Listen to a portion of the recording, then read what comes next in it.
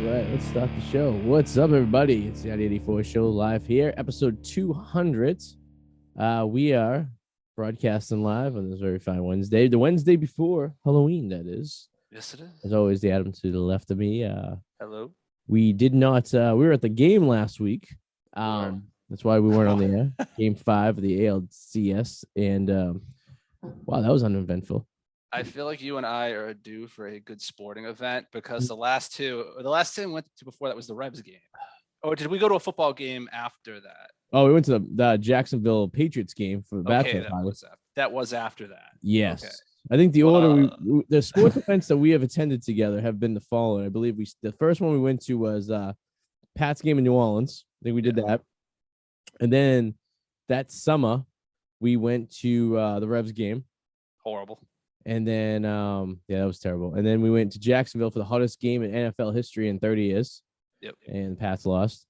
And then we upgraded a little bit. We went to that Celtics. I don't know if they won that game. Did they?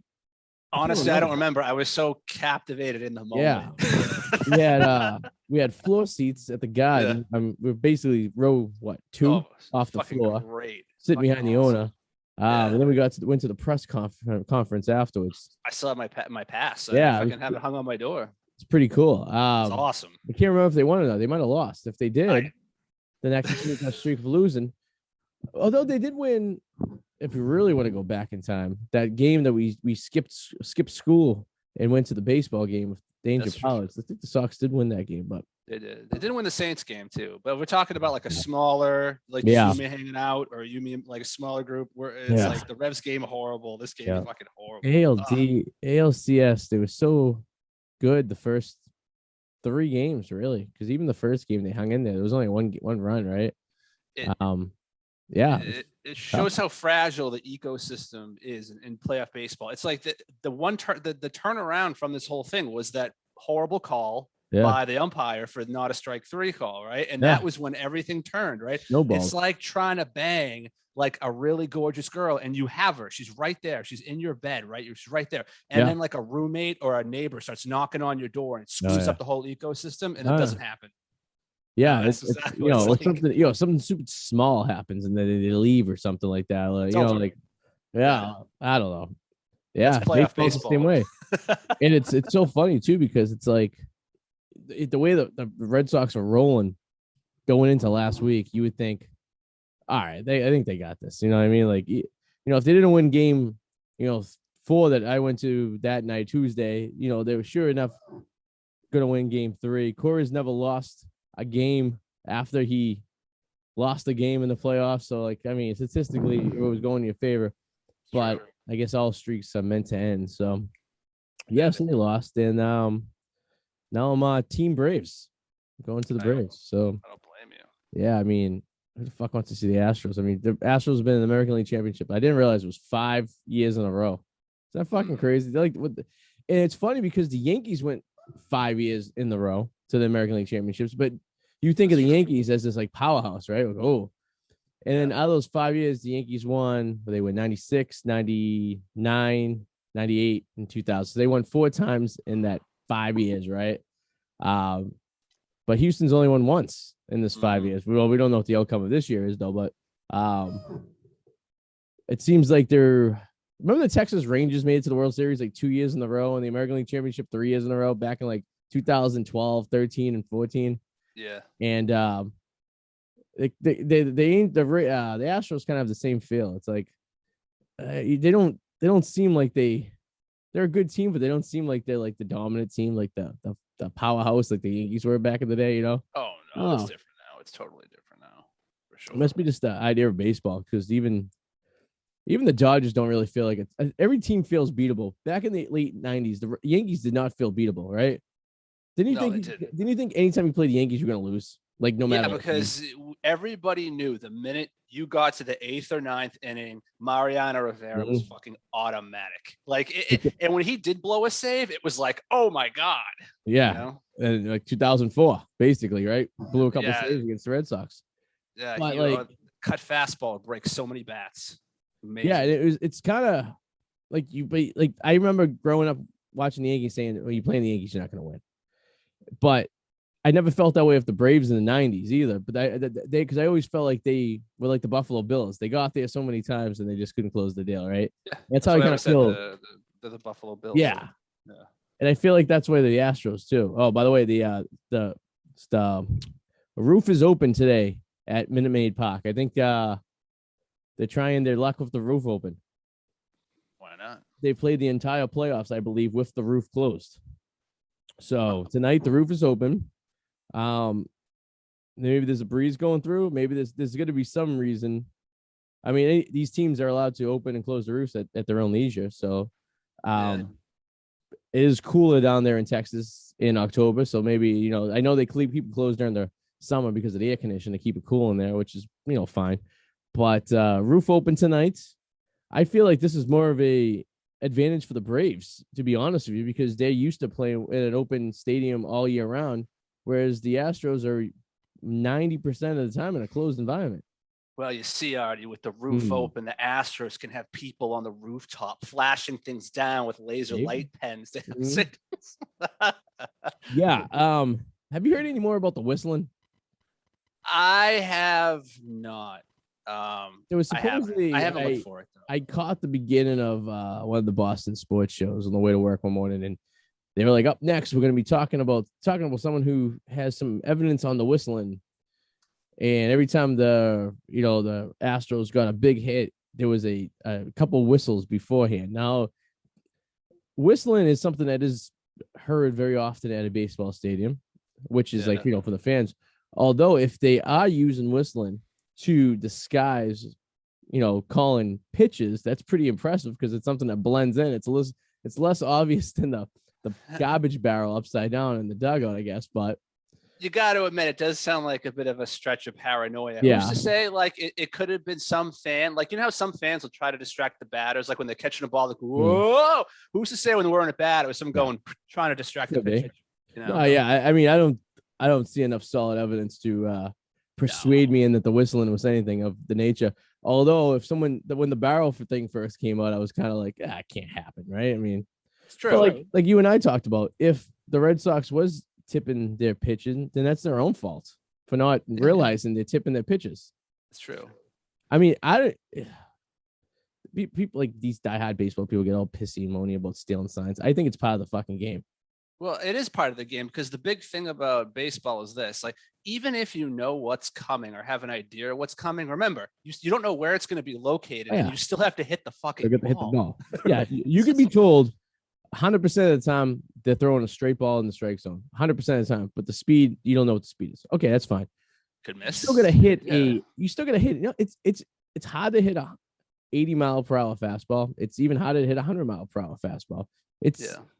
Most people struggle hitting a 60-mile-per-hour ball. I mean, you go to the batting cages, most of us are tuned in on 60, maybe 70, and that's a struggle to make contact with the ball. And you know where the ball is going each and every time.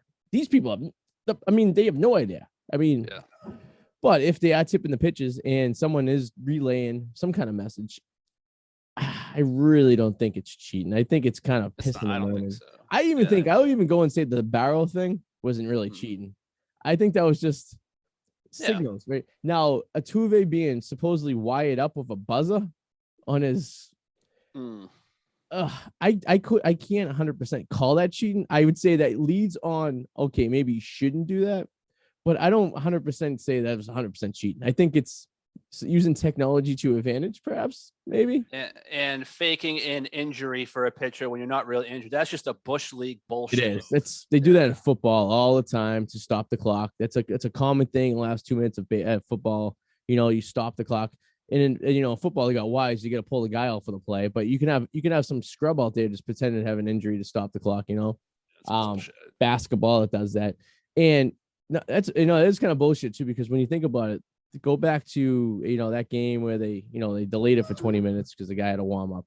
Now you go back to last night. The pitcher for the Braves takes a line drive, 110-mile-per-hour ball off his fucking leg, stays in there for 3 outs. He doesn't get out of the game. He pitches the rest of the inning on a broken leg. Yeah. So, I mean, if anyone should be faking an injury or have an injury, it should be that guy. I mean, exactly. Fuck. But yeah, so I don't know. I feel like the Astros are kind of like the Patriots of baseball in the sense that they seem to come up with ways to try to manipulate, stretch the rules without breaking the rules type of thing. I don't know. And then everybody gets paranoid. Like I remember Peyton Manning saying how he didn't trust the visiting locker room at Gillette Stadium. He always thought there was a microphone somewhere. Yeah. And, like everyone was always fucking paranoid. Or like you remember that time where it was like opening night the year after the Pats. It was like I think it was the 2000 had to be 15 season, Thursday night football, Patriots, Pittsburgh. All of a sudden, halfway through the game, Pittsburgh's radios go out at Gillette and they can't communicate. No. Hold on. They didn't go out. They tuned into the broadcast 98.5 on the radio. and Tomlinson was so pissed off. He was like, I'm getting the Patriots radio network in my headphones. You're hearing Zolak screaming on the radio. We got the Patriots radio broadcast. Which if that was done intentionally, it's fucking hilarious.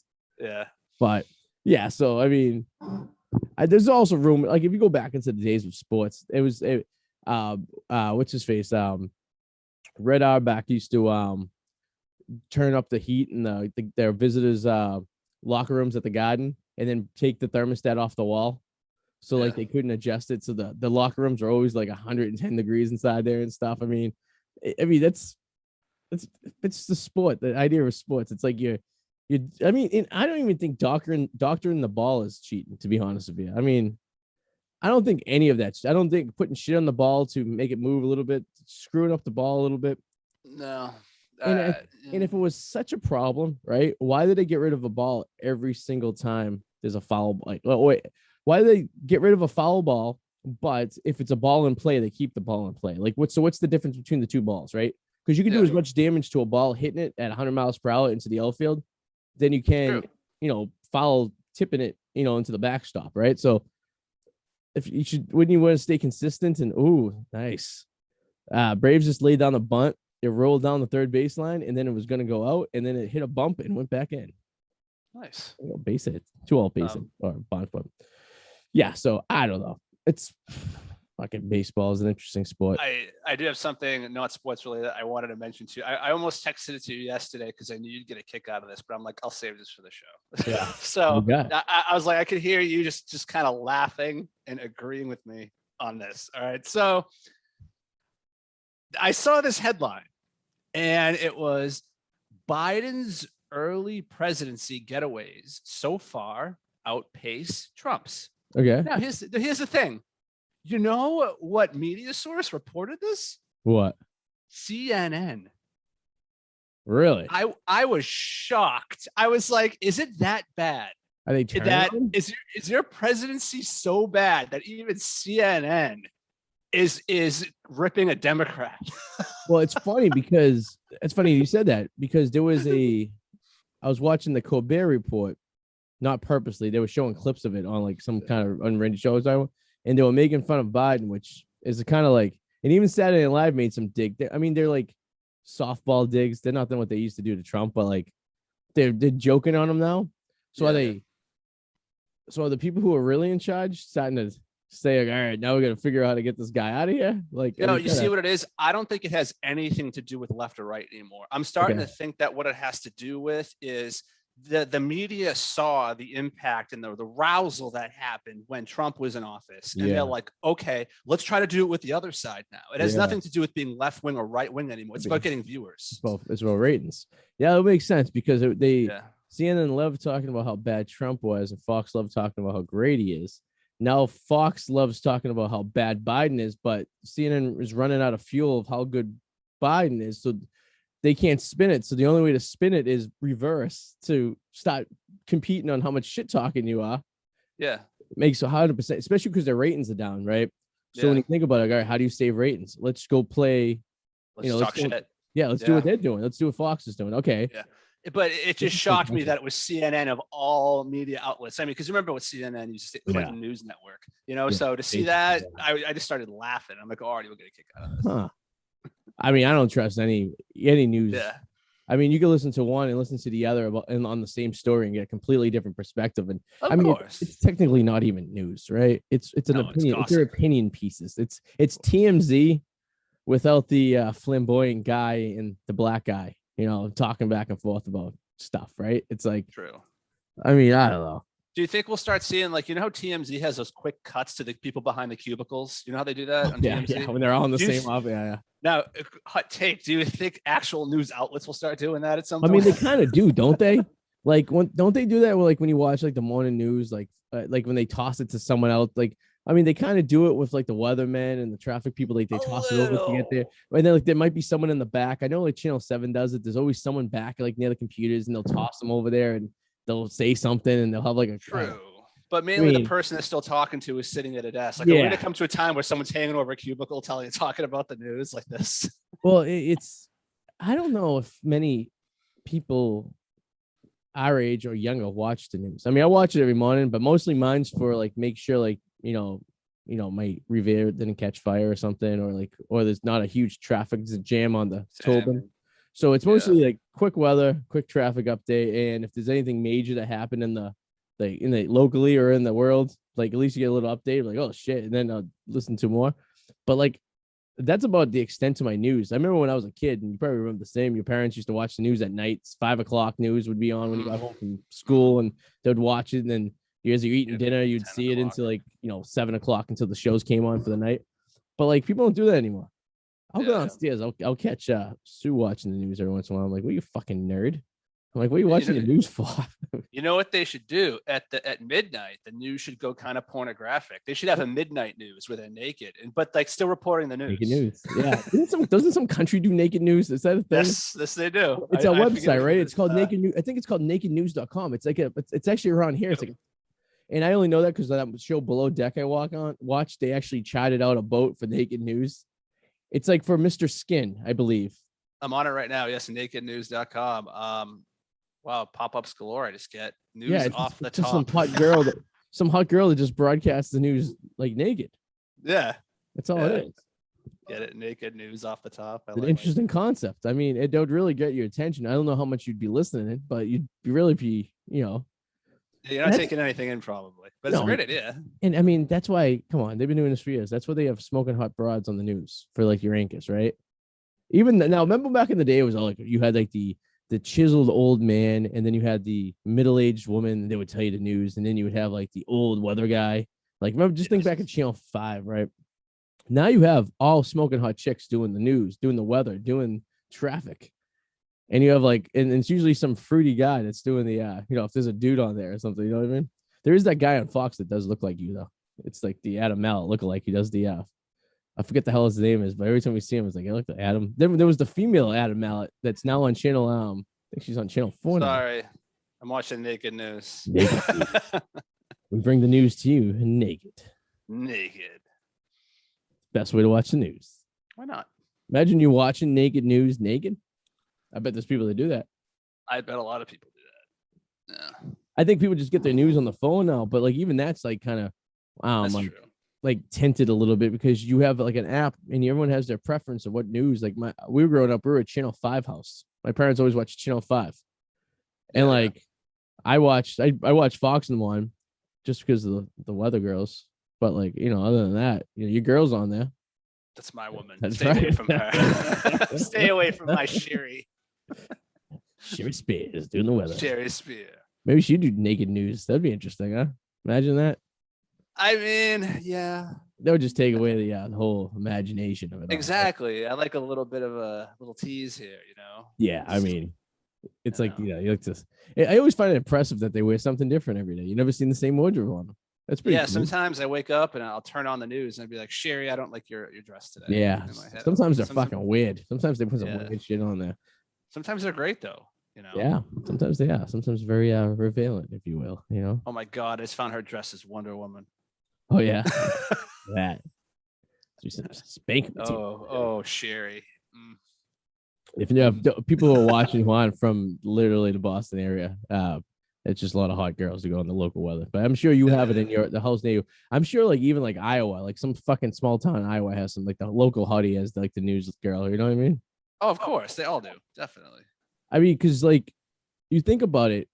Remember the day like where meteorologists actually had to be meteorologists? Now they're just like hot chicks that read. You have like one meteorologist on staff, right? And he does all the hard work. And then the girls just spew all the information accordingly. So they don't technically have to be like meteorologists anymore. There are some places I would love to be meteorologists, like Arizona. You just get paid to like San Diego. San Diego. It's gonna be 72 degrees today, every day. Every day. It rains 7 days out of the year.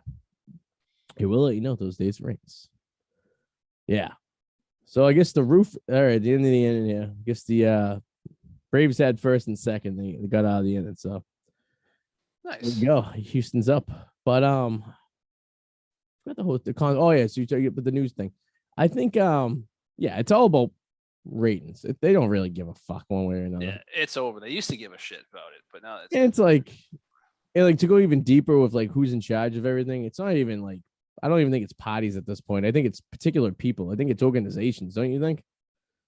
They have more influence over everything. Like like it's just kind of coincidental that like the pandemic happened, right? And what did it kill? Local mom and pop stores and restaurants, right?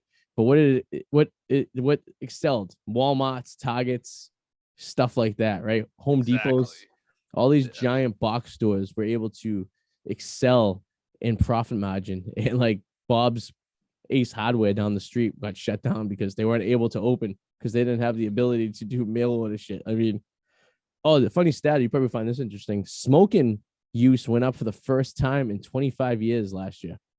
I believe it, but by how much? Yeah. So they ranked it in amount of individual cigarettes sold. So I think the numbers were like 210 billion cigarettes was sold in 2019, and like 270 billion cigarettes were sold in 2020.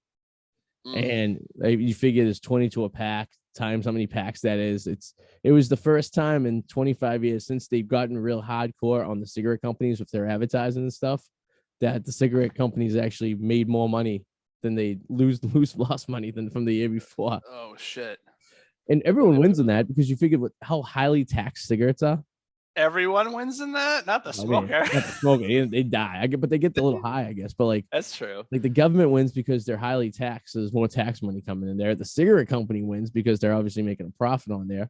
But like, yeah, I mean, you remember as a kid when we used to have the cigarette commercials, like Joe Camel and the Marlboro Man, they were on TV and stuff. And like you go to like Fenway Park and they had the big Marlboro like billboard and like right field and stuff. And I think it was like probably like early 90s where they got rid of like, I remember they got rid of hot alcohol advertisements before 10 o'clock at night and cigarettes all together on TV or something like that. It was really big in NASCAR to advertise cigarettes and stuff. My mom still has like a giant banner thing of like Camel cigarettes, like on like Jeff Gordon's car. It's like, well, even the hot alcohol they don't advertise anymore. I remember like there was a couple of race car drivers like the Jack Daniels car, right? And they got rid of that, so then they don't do hot alcohol anymore. God, I'm starting to think, did they even still do beer companies? They must still do beer. They must. That's right. Deal. Yeah. Like Dale Earnhardt Jr. was like the Budweiser car. Like that was the cool car to have and stuff. But like, yeah, so alcohol companies and tobacco companies profits in 2020, which I mean, I don't blame people who decide they're going to start smoking again. Because I mean, you're sitting at home, you're not doing anything, right? I mean, lost spare time. Oh, the Cleveland Indians are being sued, by the way. Did you hear about this? They're not the Indians anymore, Adam. It's the end of the season. They are now called the what they call the Guardians. Well, that's the hold up. Okay, hold up, Arty. All right, see, the Guardians the Cleveland Indians are being sued because the Cleveland Guardians are already a roller derby team. I heard this actually when they did the original name change that there could have been a possible issue, and so they're going with the good for them. Because it's not gonna matter, but good for them for at least trying. I say. Yeah, well, I do it out of principle because of the ridiculousness of changing a team that is over 100 years old, just because, and it's not even derogatory. I don't agree that the Redskins should have changed their name, but I can see the kind of derogatoriness of the name that could upset someone. Okay, that's one I'll give you. For that, I'll give the Washington one. Yeah, it's a real gray area, right? Yeah. Even like Redskins is not like, I mean, that's like calling like, Indians isn't. Yeah, I mean, Indians, no. Indians is just like, everyone, we thought you were Indians, but we realized you weren't because this was in India. But that's like, the country. Yeah. Like Cowboys. The Braves aren't changing their name. No, and I don't think they ever will. I mean, come on. Although the Braves had changed the name 17 different times before they became the Braves, when they were in Boston, they're the Red Stocking, Bean Eaters, the fucking, all that stuff. But no, it's oh god, it's yeah. So I heard that was possible they're gonna happen, but it was weird because I was looking at the Red Sox schedule for next year, and I seen like the fucking Guardians. Who the fuck are the Guardians? And I was like, oh, the Indians. I mean, and like you have to change everything about the Indians because they had like the symbol of like the feather on the eye, right? And then they had like I know they got rid of Chief Wahoo, which I thought was the coolest symbol of. I remember playing Little League baseball and Chief Wahoo was like on everyone's hats and stuff like this. I got a question. I could be wrong and not remembering this correctly, but like, was there a period of time where like if an Indian player hit a home run, like he'd like do a dance around a teepee in center field? Yeah, no, they had a teepee in center field with the drums, boom, boom, boom, boom. Because remember the movie Major League? Yes. And they had the guys there. That was true. That was really what happened. And I went to an Indians game up until I think I went in 2015, and they had the drum in the outfield. Like they had this guy, boom, boom, boom. And the Braves have the drum too. I actually posted, and they have the tomahawk chop too. I don't. Who cares? That's being nitpicky. That's stupid. Who cares? I mean, I think those are teams that are like, that's America. It's baseball. It's history of baseball right there, right? It's like, it's not like it was some team that was brought into like, it's only a matter of time to arborists that get really, really pissed off that there's so many teams named after birds, and then they stop feeling bad about the birds. You know what I mean? Like, dude, the Blue Jays, right? Even though that's a bitch of a bird, that's probably the toughest baseball bird out there. You know what I mean? But still, wimpy when you think about it, right? I mean, I don't know. And the Marlins is a mother. Well, do you remember what happened with the Rays? They had to change them to like the Rays of Sunshine instead of like the Devil Rays. Like they were supposed to be like evil stingrays. That was their symbol. Remember? They were. Yeah. And because they had the word devil in there, religious groups got upset. So they changed it to the Rays, and it's basically like a sunset, like a sun ray. They're gonna burn me. Did that kind of change have anything to do with when Steve Irwin died? I don't know. I'm just. No, I think it happened. No, I think he died long before they did that. Okay. Yeah, no, I think it was. I remember there was some like religious group or some Bible study group down in Florida that found the word devil in the team name, and which I thought was pretty odd for the fact that like, who the fuck? No one watches the baseball down there. Like we remember watching the ALDS when they were in Tampa. There was so many seats open, and like Fenway, you couldn't move. Like, I still don't think that team deserves to be in Tampa. I'm sorry. You have too many people who aren't from Florida who still support the Yankees and the Red Sox, and you have like the Snowbirds that still support the Blue Jays, and they all spring train down there and they all see them and they don't follow the Tampa Bay Rays. And I think the young kids don't even follow them. And I think that team should move to either Montreal, like they were planning on moving up there, or to Nashville or Charlotte. I think those are cities that could support a Major League Baseball team with no problem at all. I actually have a list here of horrible team names. No confirmation if any of these names are legit, but we'll just go with it. The Amarillo Sod Poodles, AA, San Diego. It just says what city they play in. Yeah. Jacksonville Jumbo Shrimp. That's a AAA team for the Marlins now, right? Yes, it is. Yeah. Maybe there is some credibility to this. The Hartford Yard Goats. Yep, that's a good team. So I'll go on that one. I went to a couple games there. They basically, Yard Goats was a nickname for people that worked in the train yard for the cargo trains, and they built a stadium in the old cargo yard, so they got the name the Yard Goats. But their symbol is like this like angry goat. Idaho Falls Chakras. Yeah, that's a weird one. Rocky Mountain Oysters. Yep. Oklahoma Redhawks. Rocky Mountain Oysters, aren't those balls of a bull? Like when you say you're eating Rocky Mountain Oysters, they're the testicles of a bull. What's the logo? I'm sure it's like a bull, and like you can see the silhouette of the sack probably in the background. I don't see anything. I think that one might be bullshit. Nothing's coming up when I look at Google. You know we did this segment before, right? Have we? Yeah. Have we?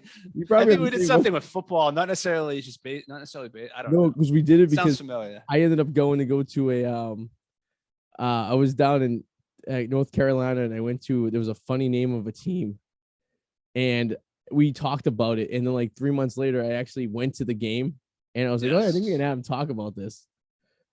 Yeah, Arty, we've been doing this for over 10 years. There's going to be some 200 parallels. episodes. There's going to 200 be episodes some. today. There's going to be some parallels. Yes, but I do agree. Minor league baseball teams have the coolest names ever. Like, they don't give a fuck. Yes. Yeah, the Jumbo Shrimp is. Imagine like being like an up and coming baseball player and have to say you played for the Jumbo Shrimp as you're making your way up to big leagues. Well, it does get people's attention. That's for sure. We spent 3 years in the Jumbo Shrimp before making it up to the mountains. You know, it's like, okay. Well, before they're the Jumbo Shrimp, they were in New Orleans. They were called the Sugar Babies. Oh shit! I know what the sugar baby. Well, the baby cakes, and basically the baby cake is on during Mardi Gras. They put a little rubber baby in a cake, and if you get that slice with the little rubber baby in there, you're gonna have good luck for the year. Who thought of that? Why would anybody think that? I forget the name of the cake they call it. I wish Sue was here. She would tell you. But baby cake. They bake the cake with the baby in it, and they cut it out. I can't think. This is a shower thing. Is it a shower thing? No, it's like a cake they eat. Oh, a king cake. All right, Sue just heard me. It's called the king cake. Oh, okay. So if you get the baby in the cake, you throw the Mardi Gras party the next year. That is some fucked up like Halloween crooked shit. Yeah, and I guess it's a little rubber, like I don't know, like a GI Joe you put in the cake. Yeah, fucked. Weird, man. And that's the name of the baseball team that was there for a little while before they became the Jumbo Shrimp of Jacksonville. Well, I just googled rubber baby weird cake, and I got some weird interesting shit.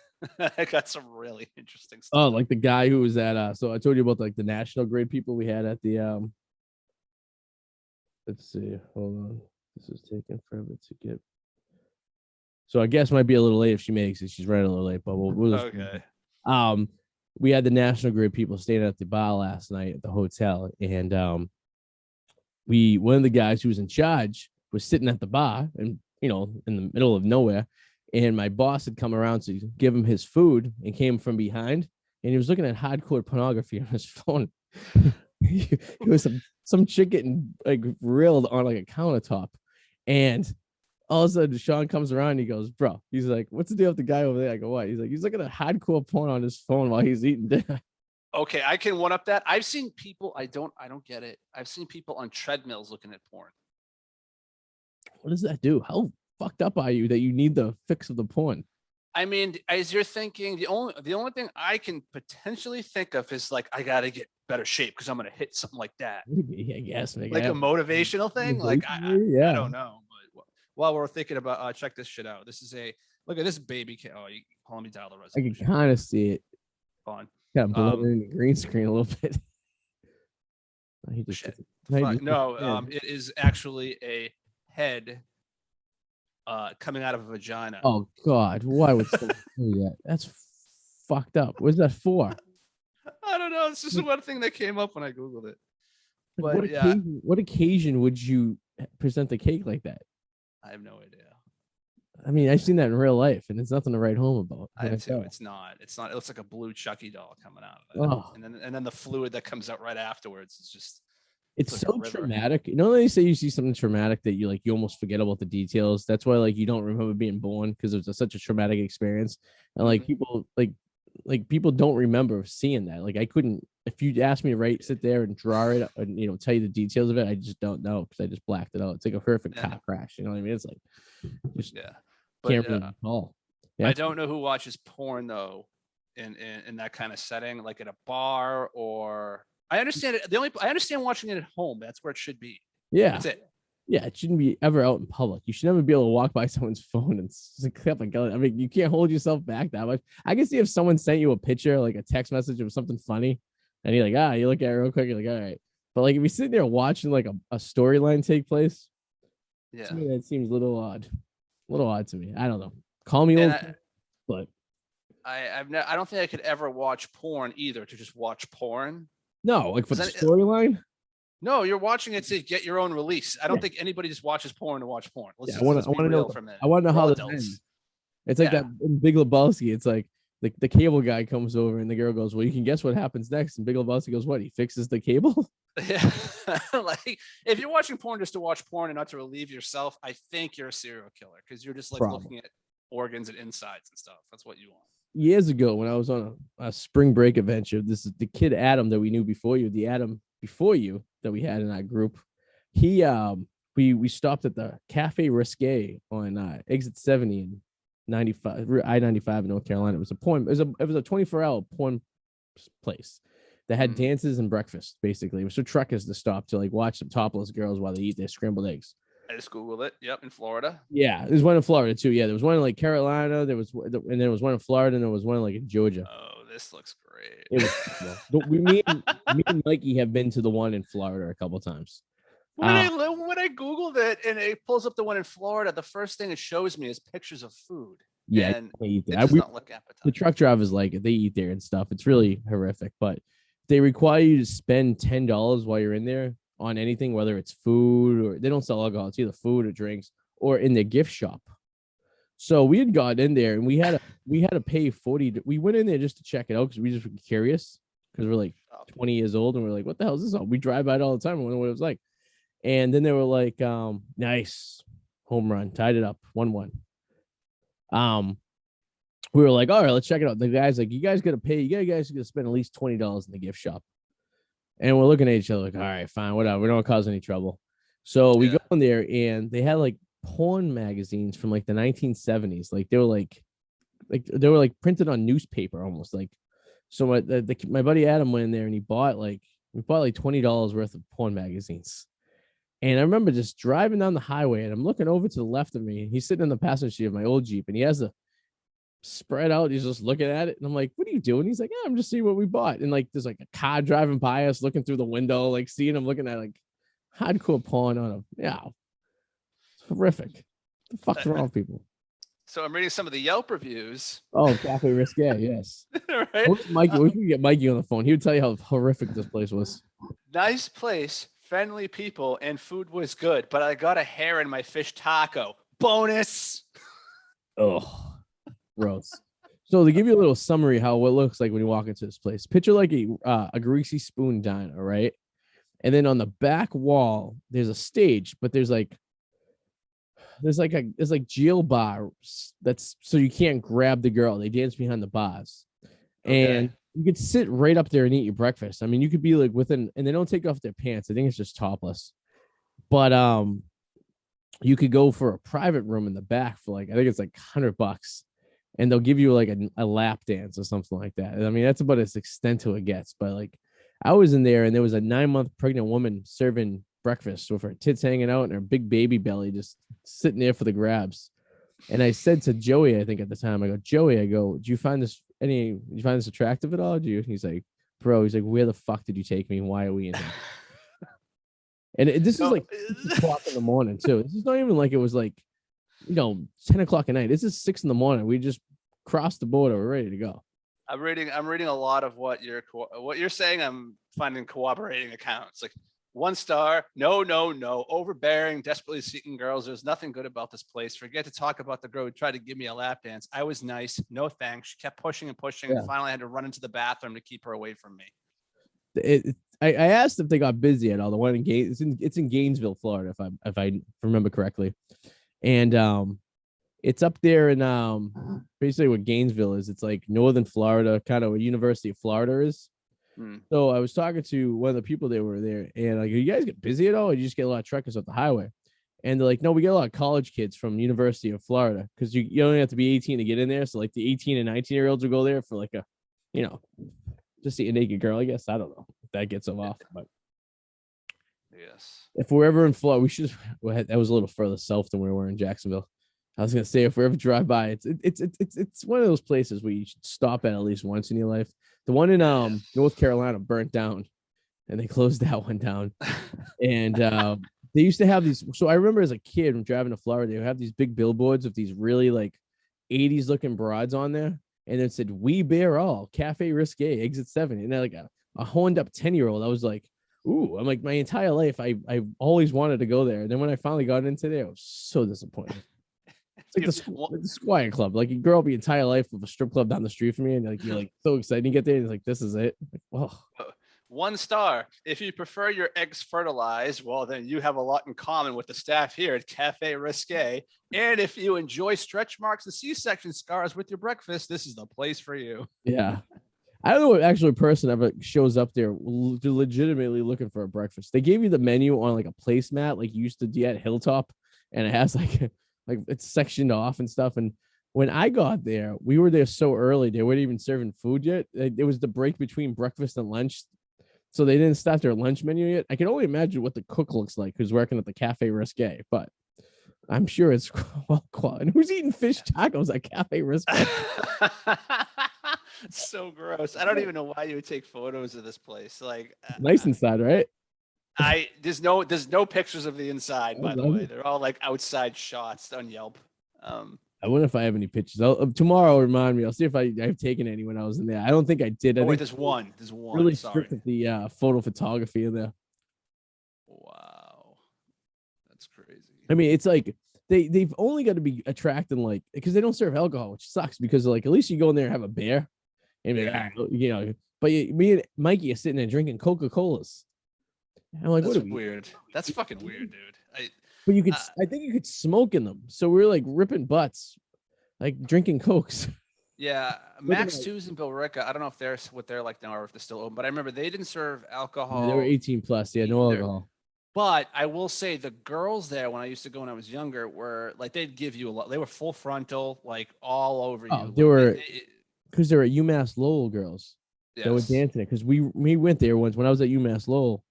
We went there during like lunch one day, and one of the girls dancing was in our English class. Yeah, I remember that. You told me. It's like, oh, okay, yeah. I mean, they didn't serve alcohol, but me and Joey's brother Anthony, who doesn't drink, there was a period of our life that we went to a lot of strip clubs, and Mac 2's was a regular spot for him, and it was fine for him because he didn't drink anyways. I'm like, I guess I'll just have a Coke. I guess. I don't know. Weird. Well, you go in the parking lot and you drink and make you spring a nipping or something. I don't know. There you go. No. But yeah, it's definitely something you don't have. They're definitely going away. I don't think the next generation is ever going to experience places like that. You think strip clubs are going to go away? Not like totally. You'll still have the high end ones, like the ones in Vegas, or like the the ones that are very expensive to go into. But like the shitty ones, like the real like cheapo ones with like the C-section scars and bullet wounds, I think those are all going to go away. I just think the rent's going to be too much for these places to withstand.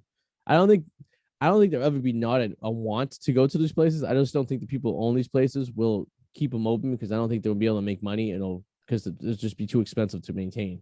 I think they'll always exist, but not along like the coast. Like Middle America will probably always Middle America. Yeah, it's funny because I did drive by when I was in one of my road trips. I think it was in Arkansas. There was one like literally nothing around for like 50, 60 miles in each direction. And there was just this shack. And they were advertising for miles. And that's kind of like how Cafe Risque in North Carolina was. They would advertise for hours. And then you would see these billboards and like 300 miles, 200 miles. And like the truckers would be all horned up driving there. And you pull in there, it's all 18 wheelers parked in there, right? They're all truck drivers, like in the middle of Arkansas, there's like you drive for nowhere, and all of a sudden there's this like shack. And it's like 100 people there. Where the fuck do these people come from? Like where it makes me think of. You ever see From Dusk Till Dawn with George Clooney and Quentin Tarantino? Yes. That's what it makes me. The Titty Twister. That's what it thinks of, like this desert, like giant place where like all this shit happens, and the strippers and it's like I don't even know where the girls work. Like. The one in Florida, you would think they were maybe like college students from University of Florida, but these aren't college students. These girls are definitely, I don't even think they might have just grazed by middle school like this point. Like they're like rough. I mean, hey, nothing against it. If that's what you like, then by all means, this is a perfect place for you. But the vampires, Arty. Yeah, the vampires are nice. That's where they go. They're vampires. They're not real people. Vampires you think exist? No, that would be horrible too. Oh, okay, all right. So I would rather be if you had to pick between being a werewolf and a vampire. I'd rather be a werewolf because you don't have to deal with that once a month. And if you find somebody that really likes you, they can just chain you up for that one day to make sure you don't do anything stupid, right? Yep. If you're a vampire, you're gonna watch everybody you love live and die constantly because you live forever. It's gonna be depressing as fuck. You can't go during the day too, right? Because exactly, that'd be horrible. Yeah, that would be suck. Yeah, I think a werewolf would be a better idea. I think I'd go with that idea. I think I'd do that. Yeah. Speaking of werewolves and vampires, what about our friend Brian Laundrie? Oh God. Do you think that's him? Do you think that's him? No, he's dead. Yeah, no, Tim. What he was reading, I looked into that too. It wasn't that the DNA was inconclusive. The coroner report was inconclusive how he died. That's what it was. That makes more sense. So the DNA was there. Which means what fucking an animal obviously ripped him apart. Like that's what it tells me. If you when they say remains, when you hear the word remains in turns to a body, it never means anything good. It's remains typically means there's stuff remaining. There's no body. They found fucking jaw bones and like fucking just. He probably got ripped apart by a gator, man. You think he killed himself, or you think you think he was hiding out, maybe sleeping, and the gator got him while he was sleeping? I don't know. Either way, I hope he fucking suffered. I hope he fucking got chomped and fucking. What do you think happened? How about this? Do you think these people even really existed? And this may just be like a media like fake. That'd be a lot of work. I know, but like all we've known in the story so far is his parents and her parents. Well, that would mean the parents are fake too. Yeah. And like the cops are fake. I mean, listen, this is extreme stretch. We were stretching, but there is a possibility. You know what I mean? Oh, I guess I'd guess to join us. The last 15, sweet. Hey. Romeo or Romero? What do you think? I'm gonna go Romeo. All right, we'll find out. I'm gonna go Romeo. Hello, Mary. Mary. Hello. Oh, she's connecting. Oh, she had that look on her face, like she was like, "Oh my God, am I on?" Or maybe she isn't. Oh, hey, do you see us? Hello, Mary. Can you hear us? Can't. We can see you. We can see you. Yeah. We can see you. Oh, connected audio. I heard something. There we go. Oh, there you Hi. go. Oh my God. How you doing? I am so sorry that I am an hour late. Oh, wow. LA traffic. That's what I'm going to blame it on. That's what happened here. That's the culprit. So I'm trying to figure out, how do you pronounce your last name? Romeo or Romero? Romeo. Romeo and Juliet. Adam? Yeah. Okay. Good for you. Adam usually gets this. Yeah. Yeah.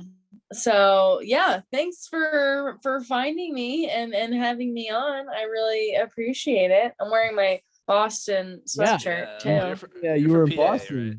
When were you in Boston? So I'm originally from PA, live in California, but I was just recently on a 2-month cross-country comedy road trip. Okay. And I drove from California to Pennsylvania, and then I went up and did a bunch of cities. I did Baltimore, New York City, and then I was in Boston for a week, like the first week of October.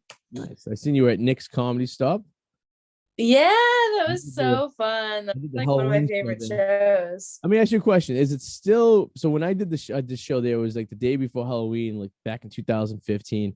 It was in the basement of the Wilbur Theater. Is it still down there? They move it again? Because this place is known for moving its location. No.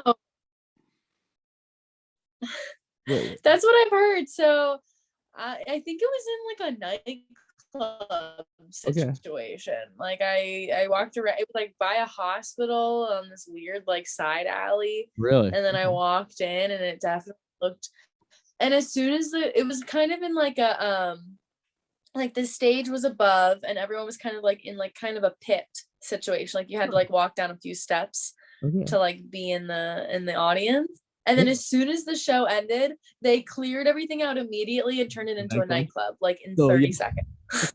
So Nick's has been around probably 30, 40 years in Boston, but they don't have a location. They always move around to different locations. So I call it like it's like a foster child of comedy in Boston. Like it just tries to find a home and it gets kicked out and it goes to another place. But it seems like every place it ends up turns into a nightclub. It goes over. Yeah, that was kind of the vibe, but it was fun. Yeah. Good comedy, sure. You made.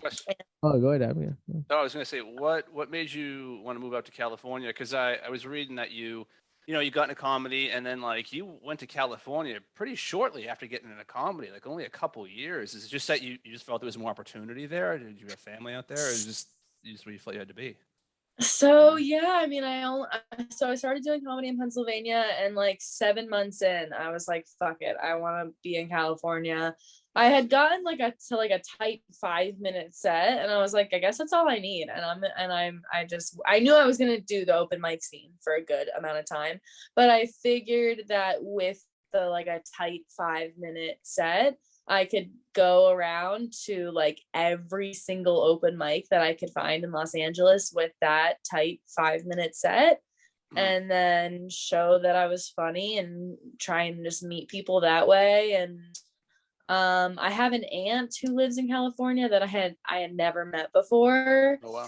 And so I reached out to her, and she was just like so supportive, like right off the bat. And she was like, you can live with me for 3 months until you like get your feet on the ground. I believe in you. Like, That's awesome. Let's do this. Yeah. So yeah, and she's from Boston too. And yeah, so we just have like a big connection, and she's just this like oddball, like soul sister that I never met before. And like it's like a piece of me that's just living out here. And like I just think about it all the time, like what if I had never reached out to her? There would be this part of me that exists that I would have never met or realized.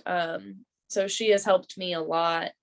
And yeah, and then I knew it would be early for me to go, but like I don't know. I just was like, I have 5 minutes. I'm gonna go, and I'm just gonna start my own shit. And that's what I did too. I like started an open mic at a hookah lounge in Sherman Oaks on Ventura Boulevard. It didn't last very long at all, but yeah. I mean, just starting your own shit. It's like having like money, currency. Like those are tokens. Like if you run something and you book someone, then they book you, and it's just back and forth like that. So that's kind of how I got into the scene. Do you like it out there, being from Pennsylvania compared to the two difference, or do you just tolerate it because it's how to do it? Good question. That's a good question. It's a tough place to live. Yeah. I don't care for California personally. The few times I've been there, but some people love it. You know what I mean? Yeah. I'm more of like a New York. I'd rather live in New York and do the comedy scene there than go to LA and do it out there. But some people are the opposite, you know? Yeah, no, totally. I don't know what brought me out to LA. Like, I think my original plan was that I always wanted to be a writer, and I still want to write for TV. Obviously, I'm doing more comedy than writing. But also, like, I don't know, I just wanted a big change. I just wanted to like change my life. I wanted to like leave what I know and like try and figure it out on the West Coast. And as soon as I got there, especially since my aunt like let me stay with her, like I've truly never felt more at home like anywhere in my life. Like I don't know why, just there was just like sense of belonging that I felt here that was like I just had never felt that anywhere. And I mean, certainly it's gotten really hard with the pandemic and stuff.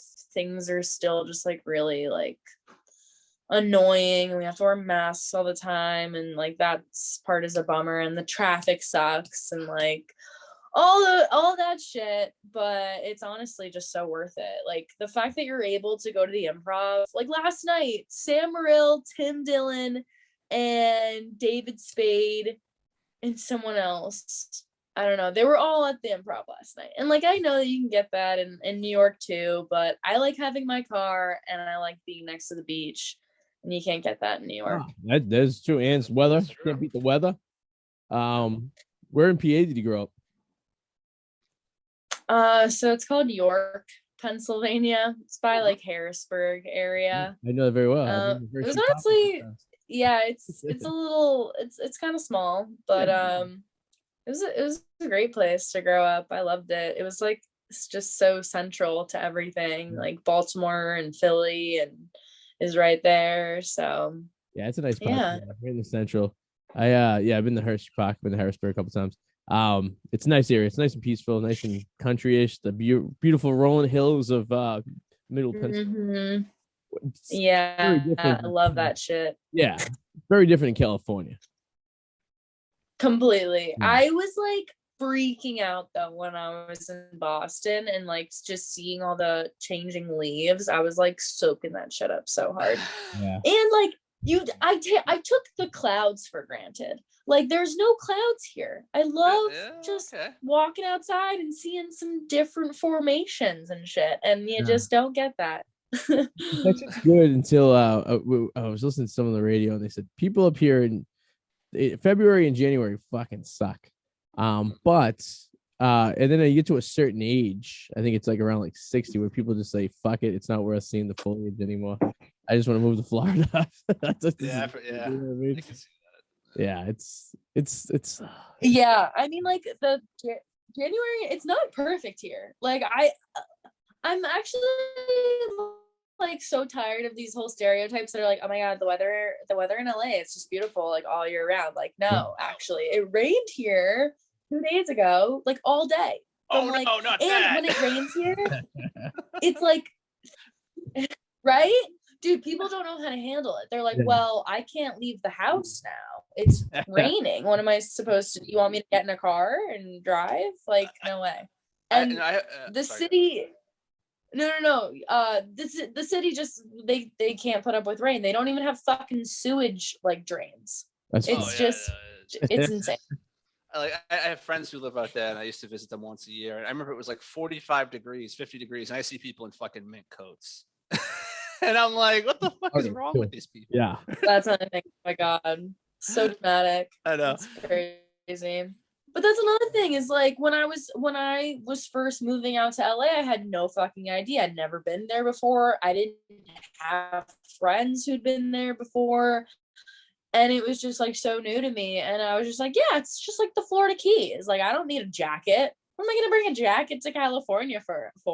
And then like as soon as the sun goes down, it's fucking freezing. Yeah. And like to just feel like that's just shit that no one realizes. Have you experienced any earthquakes since you've been out there at all? Oh yeah. Oh yeah. I've been here for 3 years now, and I've experienced a couple. That shit would scare the fuck out of me. I think they're fun. I think they're the most recent one, I live with 2 other roommates, and like we all woke up in the middle of the night at the same time. It happened at like 4:45 a.m. and just completely shook the bed and the apartment. Nothing's ever like fallen on my head or anything. That's good. But, you definitely feel it. I just don't have any. Oh wait, I do have this above me. Yeah, that could hurt. That could be a problem. There's a corner. My biggest fear is earthquakes and tidal waves. Like those are the 2 things that scare the fuck out of me. I could do tornadoes, I could do hurricanes, I could do snowstorms. Yeah, I couldn't do earthquakes and tidal waves. They scare the shit out of me. Yeah, I don't want to be woken up that way. That's I could deal with it if I'm already awake, but to be woken up that way, I'd be fucking terrified. Yeah. Oh God. Yeah. I couldn't do it. It definitely, it gives you like a sense of like vertigo the next day. You're like, wait, is the ground shaking, or did I just like now you're just like feeling it or something, like a post earthquake. But I don't know. I mean, it's obviously like there's gonna be shit no matter where you live. Like you guys get, blizzards and stuff. Yeah. But I think the biggest... Uh-oh. Oh no. Oh no. Mary, we might have lost you. Well, it's about that time anyway, but I mean, there was like we got an alert on our phone that was like, you to leave your apartment.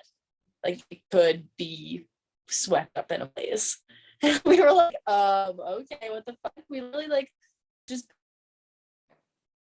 Oh dear. Yes. Hey Arty. Usually remember the old days? It was me. Yeah, before you got your new router. Yeah. We lost Mary. I think we lost her. Well, it's about that time too. I feel bad. If she can get back connected. Mary. Oh shit. You lost her. Well, we'll get back. She sounds like she belongs there for sure. And she seems like she has some cool stories. And actually, I want to try to get back on the show in a few. Oh, she's coming back on. Here she is. Right as we're about to sign off, all right. Uh-oh. Yeah. Okay. You're muted now. She's muted. Oh, boy. She doesn't realize she's muted. Get the little big X around the microphone. Hello. There you go. We're about to close up shop, but you're nice. Oh, all right. Here we go. Here we go. Hi. Sorry about that. It's probably okay. me. I have a shitty connection. So Mary, we're gonna have you. But yeah. We're about hitting the end of the show, but we feel bad we didn't get to talk to you that much. So we'll bring you back. I know. I feel terrible. I'm so sorry about that. Right, but you know, if there's any other like last questions you want to ask me about, I don't know. I mean, comedy in LA. I don't know what's Do you have any shows coming up? Have you guys experienced comedy in LA? Have you come out here and done it? I've seen shows. I've done it in San Diego. I haven't done it in LA. Yeah, I've been out there, but I haven't. Yeah, I've seen some shows and stuff like that. I had never spent enough time in LA to, I guess you could say. Usually when I was in there, I was in and out within a day or two, so I never really got a chance to like kind of like scope out places to do anything, you know, or find a mic or something. Yeah. But it like I doing it in San Diego. It was just a little bit different than like what I'm used to doing in like an East Coast. I don't know. It was just a different vibe. People's like we're like I don't know. I feel like people are nicer. Yeah, up here we pride ourselves on being assholes to each other. Yeah, like you didn't really like. Like it's very intimidating to go to a mic like in like the Northeast, like not knowing anyone who's there because like everyone's like arrogant and they all have like a hair across their ass, like they're the best fucking things in sliced bread. And like you said, it's like a token, right? So you run in a mic, you have that token that you could, you know, you're on. You could suck, but you're on all the time. So it's just like, well, what the fuck? And you just gotta kind of like eat grass and just fucking like, you know, what you call fluff them, make them feel better about themselves. You know what I mean? Just so you can get on. Do you have any shows coming up, Mary? Yeah, so I have a show on Friday at West Side Comedy Club. It's in Santa Monica. And then I have another show Monday. It's called the Comedy Bunker.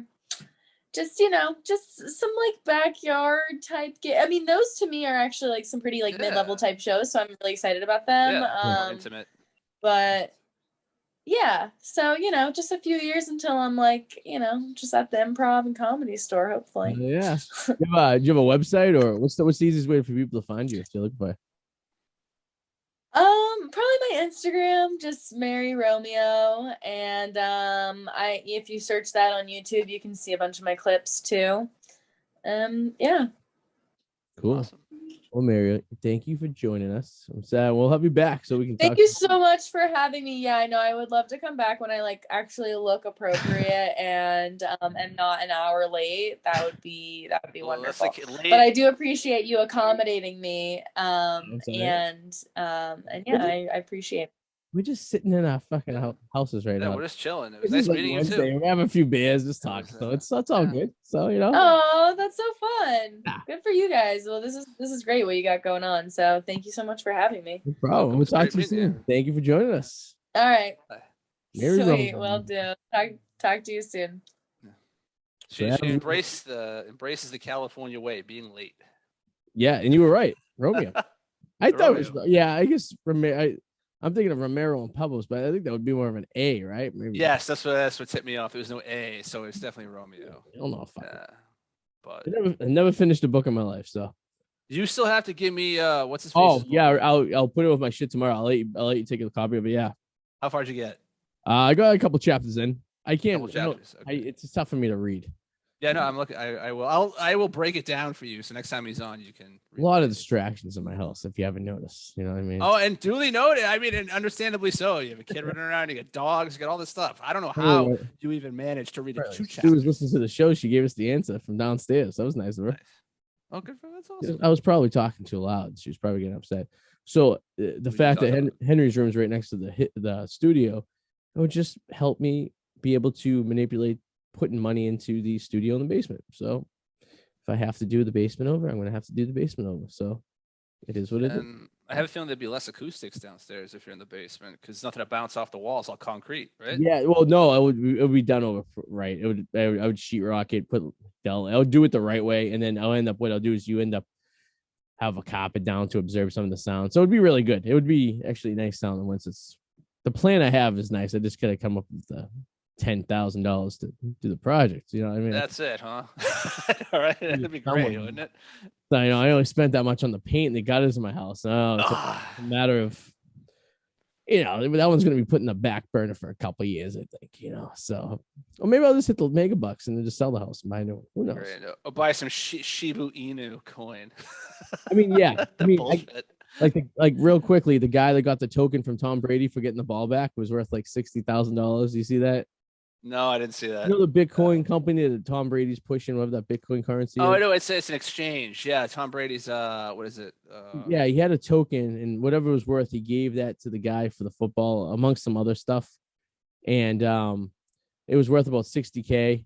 So the guy got an autographed jersey from both. Yeah, he traded 1 Bitcoin for his 600th touchdown ball. Yeah, it was, but he got a lot more too. He got a couple of jerseys autographed by him and Mike. What was the guy who got the touchdown? It was Mike Evans, Tom Brady jerseys. He got a helmet. He got the used cleats of Mike Evans. The guy got a nice package. It only retailed to be about $100,000, and they said that the ball was easily worth $500,000. So, I mean, he definitely made out on that. But wouldn't you do the same? You wouldn't keep the ball, would you? What use would that be to you? Yeah, it'd be cool for like a month to show to your friends, and then it's like I want to get rid of this ball. But then, how do you really authorize it to be an actual authentic? You know what I mean? It would be tough for you to document that particular ball being the actual ball. But it's just in the media, everybody knows you have it. They do, right? but what's special about that ball to differentiate that from any other ball? Yeah, you're right. You're right. Yeah, just get rid of it. Yeah, so you almost just want to take that because it's useless to you. This is going to go to Cooperstown. I mean, to True. Canton, whatever. And just sit there, but it's like I would take that deal. That's a great, and he got season tickets for the next 2 years. Yeah, that's true. Yeah, it's great. Yeah, because I would take that ball. Here's what would happen realistically: I would take that ball, I'd bring it to work, I'd show all you guys, oh, this is Tom Brady's 600 touchdown ball. I show all my friends, and then it would sit in my apartment and eventually just collect dust. And then you forget about it, and then you would die, and then like one of your nephews or something from what is this? Yeah, like 9 generations from now will have this ball and not realize it was Tom Brady's 600 ball, and then you're right. They'd be playing fetch with the dog with it. You know what I mean? It'd just be like, yeah. Deflated. It'd be like lose air. Big fucking what was that movie? Sandlot, when they're playing with the fucking autographed Babe Ruth ball. And the kid doesn't realize it's Babe Ruth. So yeah, I wouldn't take the same exact deal. I think it was a good deal. So all right, cool. Did you finish your honeymoon, your Halloween video yet? It's been out, yeah. So it is. Oh. Yeah. I didn't get the notification on my YouTube. You did not get the notification. Oh, it didn't pop, but usually it comes up on my screen. Did not. I mean, I got notifications about your son at Connor's farm. Why did I? That's weird, right? Yeah, they definitely have the little bell ring there for it. Did you like the corn maze? Did you? Is that the one you went to? Yeah, that's the one I went to. I got the apples. I actually went to a haunt there. We went to a haunt there over the weekend, Hysteria, where we got scared and all a bunch of fun stuff. I thought that was the one he went to. I couldn't remember. It has all the shit around there too, like all the little things for the kids to play with and all that stuff. Like, yes, yeah. So yeah, that was pretty cool. We found our way. I think it's so late in the season that some of the ways out of the maze were man-made. They weren't. There was a lot of paths that looked like someone plowed through it. There were definitely makeshift paths in that corn maze of people getting out. And we were like, and you could follow the trail of Truly cans. And Michelob the Truly cans. I didn't see the Truly cans. Yeah, we found the free alcohol. The kids must have brought them in and were drinking them while they were doing the maze, like whatever, like that. So, but oh my god, if you were a teenager, that would be a great place to drink. Oh fuck yeah, yeah. And right? Pop a couple of edibles and go into a maze and see if you can find your way out. Nope, no edibles in the fucking maze. No, that sounds like a nightmare. But yeah, cool, man. Check out the World Potato. All right. Video.